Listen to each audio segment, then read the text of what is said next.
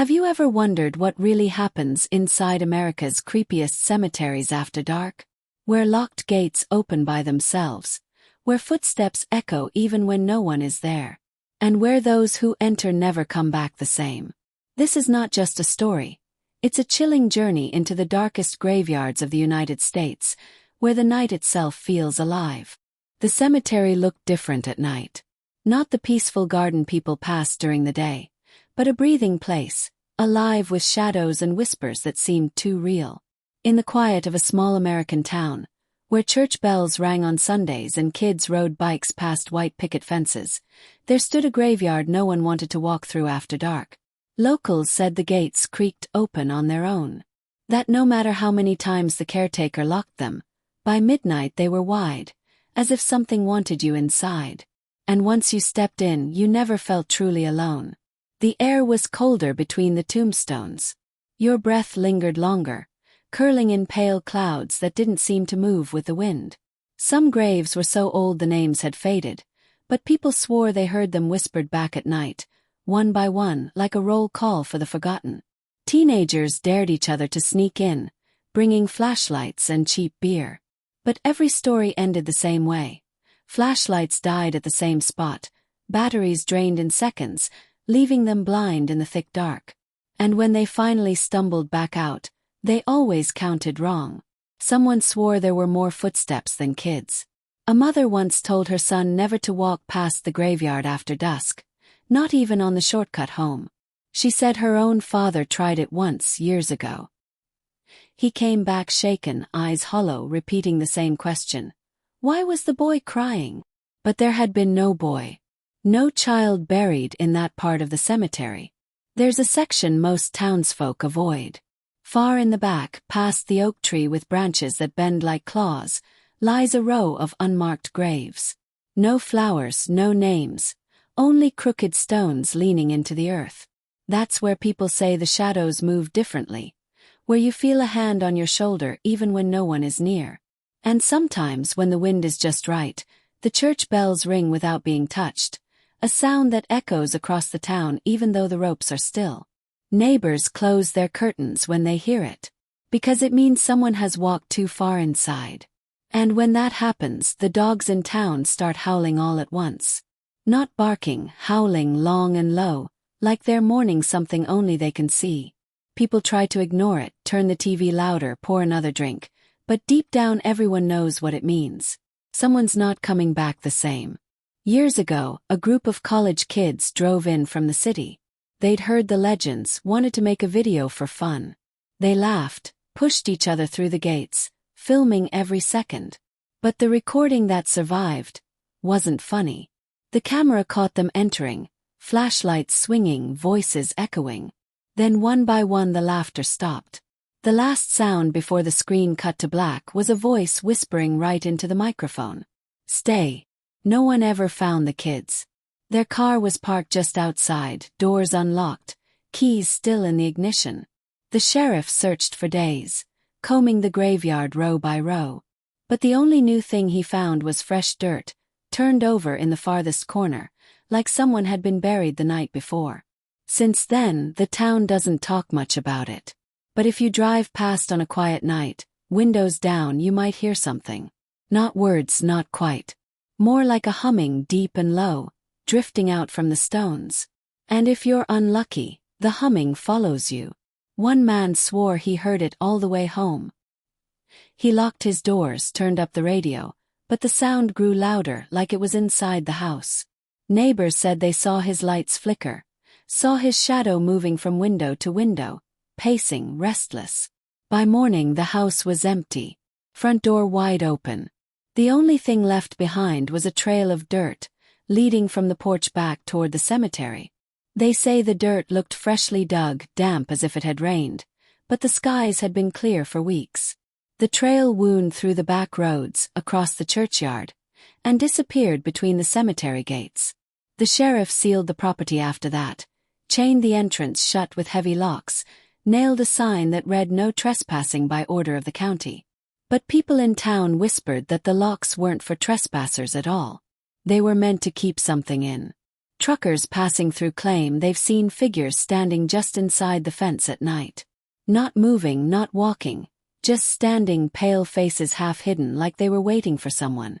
One driver swore the figures lifted their hands when he honked, all in perfect unison, as if waving him in. He never took that route again. And yet, the graveyard keeps pulling people back. Some say it's the stories, some say it's the thrill, but others believe it's the cemetery itself, calling out to the living. The caretaker, an old man who never left town, was asked once why he still tended the grounds if it was so cursed. He paused for a long time, staring at the weeds curling around the stones. Finally he whispered, "Because if I don't, they'll remember they're alone." After that, no one asked him again. But folks noticed he stopped showing up at the diner. Stopped answering his phone. One morning when a neighbor went to check on him, his bed was neatly made. His work boots by the door. The only thing missing was him. And in the middle of the cemetery, in that far corner near the crooked stones, there was a brand new grave, the soil still soft, without a marker. At first, people thought the county must have ordered a burial, maybe some unclaimed body, a pauper's grave. But the funeral home swore no such service had been arranged. The church denied it too. Nobody knew who had been buried there, and nobody wanted to ask. That night, the town seemed quieter than usual. No music from the bar, no kids playing basketball under the streetlights. It was as if everyone had agreed without a word to stay inside. And still, the sound of shovels striking dirt echoed faintly across the hills. No one was digging that night, or at least no one living. The next morning, flowers appeared on the new grave. Not the kind you'd buy at a store, but wild ones. Fresh, damp, their roots still clinging to soil. Someone had placed them carefully, almost lovingly. By noon, the flowers had wilted, their petals blackened, as if they had been scorched from within. That evening the church bell rang again, 3 times, but the rope never moved. And across town, lights flickered in houses closest to the cemetery. Neighbors peeked through their curtains and swore they saw shapes passing in front of the bell tower window. Shapes too tall, too thin, moving like shadows stretched by firelight. Then, around midnight, a sound rolled over the town. Not the humming this time, not the whispers. It was laughter. High, distant, echoing off the stones, weaving through the streets, spilling into every home. And those who heard it said it didn't stop when they covered their ears.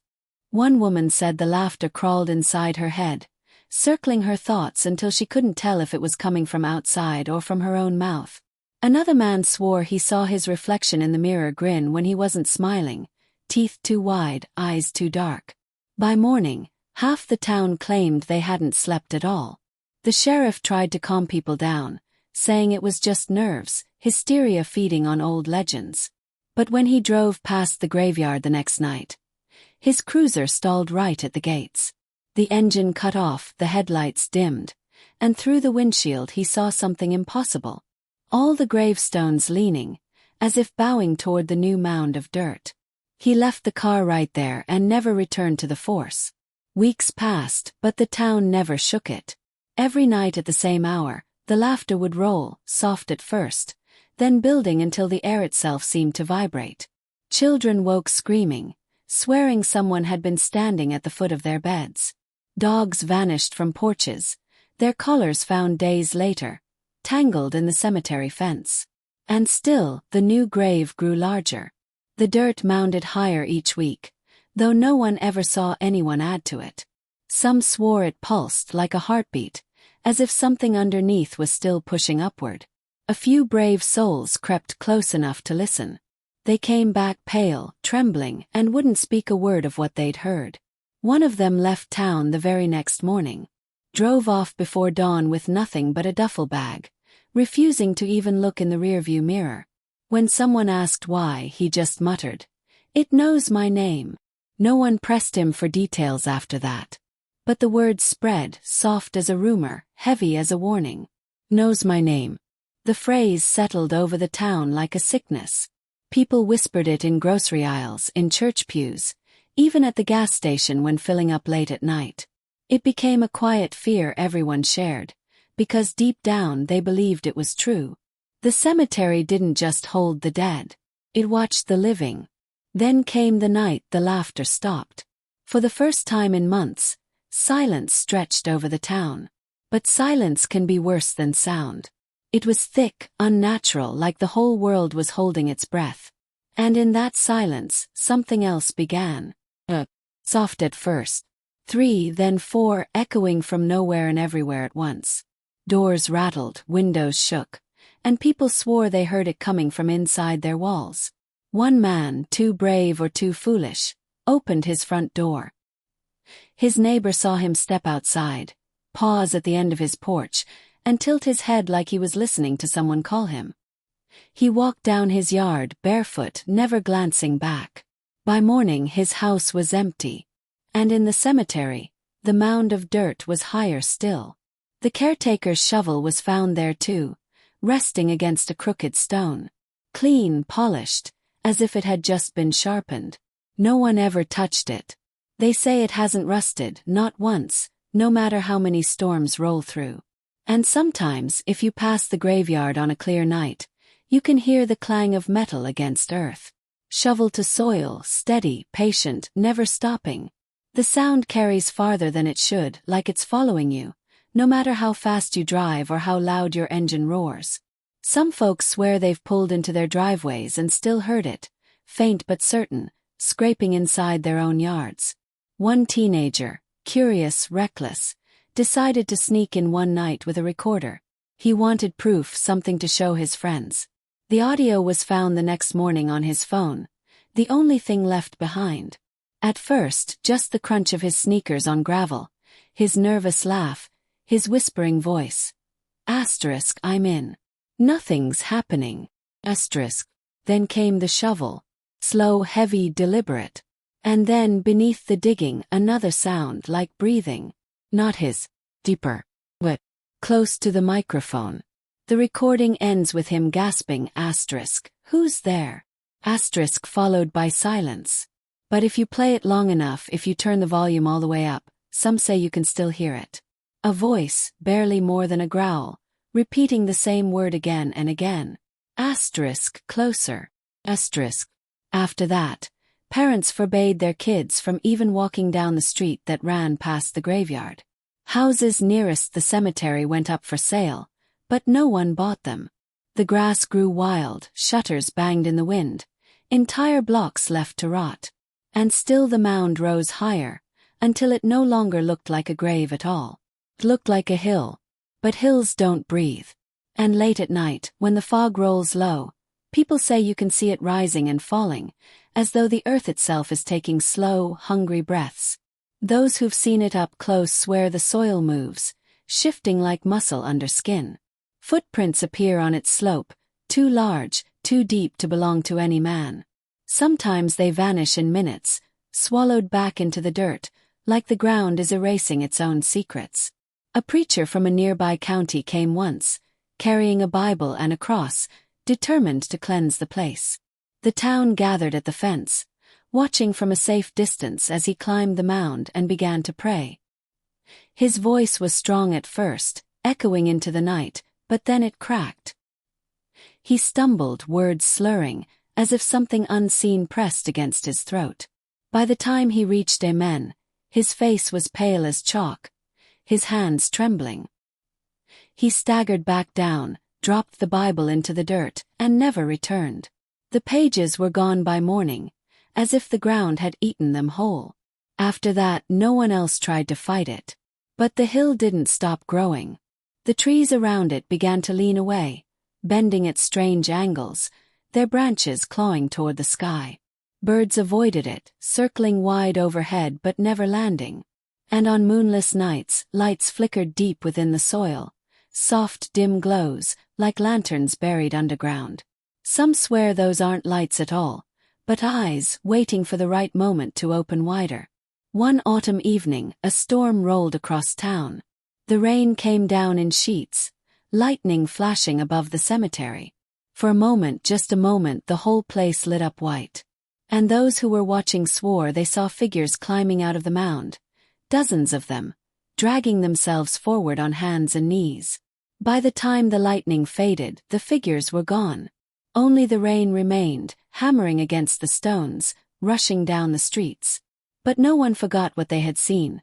Limbs coated in soil, faces blank, movements slow and deliberate, like something remembering how to be alive. The storm passed by dawn, and the cemetery looked the same as always. The mound sat quiet, heavy, slick with mud. But the town felt different. Something had shifted. For the first time, no laughter echoed, no humming drifted, no knocks rattled against the walls. There was only silence, thick, waiting silence.